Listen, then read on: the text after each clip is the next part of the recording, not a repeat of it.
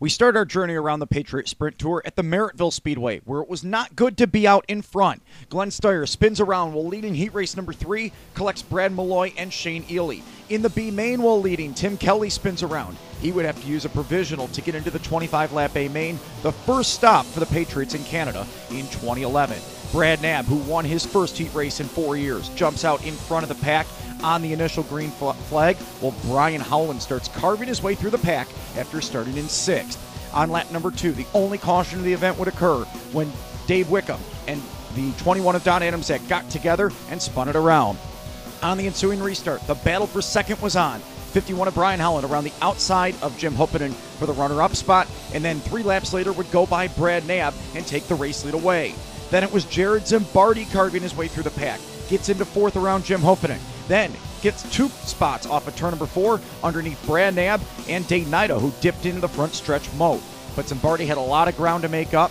In about 10 laps, without the aid of a caution, he would reel him in with 1 lap left to go and then make a bonsai attempt into turn 3 and 4 for the final time, but there just was not enough grip off the inside of turn number 4, and Howland would hang on for his first Patriot Sprint Tour win of the season. Zimbardi and Michigan driver Dane Nida rounded out the podium. The following Saturday, the Patriots were once again in Southern Ontario, but this time farther west at the South Buxton Raceway for the first ever visit for the Patriots in Merlin, Ontario.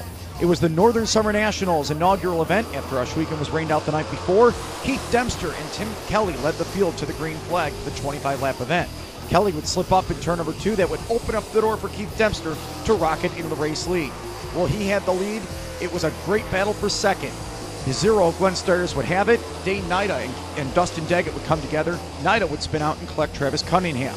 On the ensuing restart, Dustin Daggett with a power move around the outside on the curled front stretch and take second away from Steyers, and then Daggett would set his sights on Steyers' other car in the field. However, when he went to the outside in turn number 4 and almost had the race lead taken away, a caution would fly and make him do it all over again. On the ensuing restart, Dempster would move up his line in that yellow number 5 and block the advances for a little while. 2 laps later, though, Daggett would rocket around the outside, and look at this power move into turn number 1 and 2 as he would take away the lead and check out from there. The problem was that Daggett's wing would be illegal. We'll get to more of that in a minute. Brian Howland was going after second. He slipped up the racetrack, would fall back to 5th. Daggett would get the checkers, but again would be disqualified for an illegal wing, handing the win over to Keith Dempster. A week later, the Little Valley Speedway at the Cattaraugus County Fairgrounds, the big half-mile paper-clipped oval where the cars rocket down the front stretch and underneath the covered grandstands. Dane Nida would lead the field to green and take an early race lead for a while local favorite Jared Zimbardi, who lives 3 miles south of the speedway, would get up into second around Tim Kelly and start to put pressure on Nida. However, the only restart of the race on lap number 10 would see Justin Barger dive underneath Zimbardi and then go after Nida for the race lead. Stuck the nose down underneath the 07X on numerous occasions. Then would attempt a slide job off turn number 2. However, Nida would drive back underneath him, at least for a little while, hang back in the race lead. But the 32 of Barger was not to be denied on this beautiful night, as they would drag race down the long front straightaway.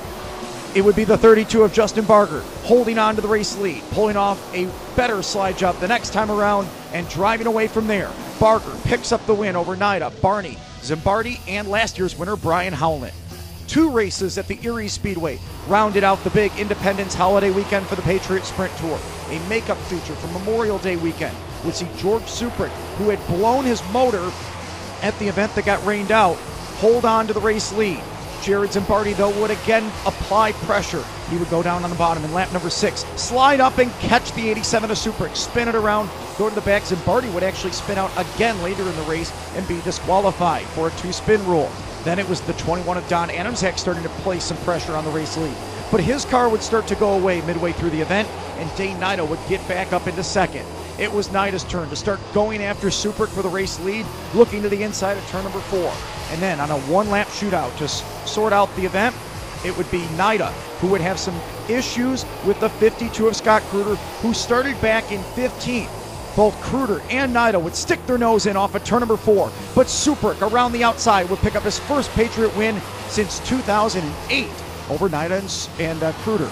Later in the night, it would be Don Adamczak finally pulling the pole position and jumping out to the early race lead. Scott Kruder would apply some pressure down on the inside of the opening laps, but on a lap 6 restart, it would be the 21 of Donnie Nemzek, starting to stretch his lead out over Scott Kruder. Kruder would reel him back in, though, without the aid of a caution. And on lap number 17, would set up a crossover move here in the middle of the screen. Down to the inside goes Kruder in the 52 and takes the race lead away. Then it was Jared Zimbardi the following lap, diving underneath Don Adamczak to take second away and go after Kruder. Down to the inside. Watch Kruder on the outside here. In the lap traffic of Steve Collins, couldn't get by him there. The next time around, knew he had to do something. All the way up to the cushion, and then down to the bottom goes Kruder to hold off on lap number 21, the 35 of Zimbardi, and hang on for the checkered flag. His second career Patriot Sprint Tour A main win over Zimbardi.